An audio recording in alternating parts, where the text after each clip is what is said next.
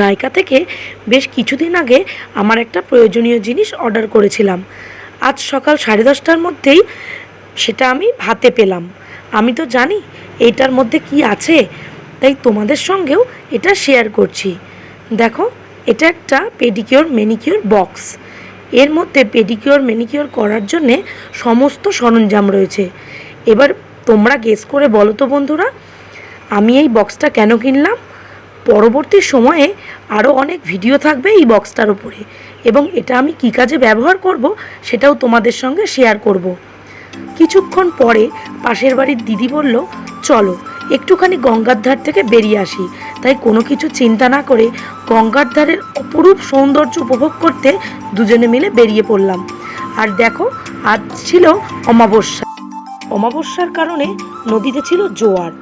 জোয়ারের জন্যে চারিদিকে জল একদম টলটল করছে। দেখে মনটা একদম শান্ত হয়ে গেল।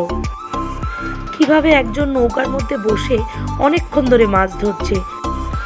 আমরা সারাদিন কর্মব্যস্ততার মধ্যে এই সময়গুলোকে যেন কোথায় হারিয়ে ফেলেছি।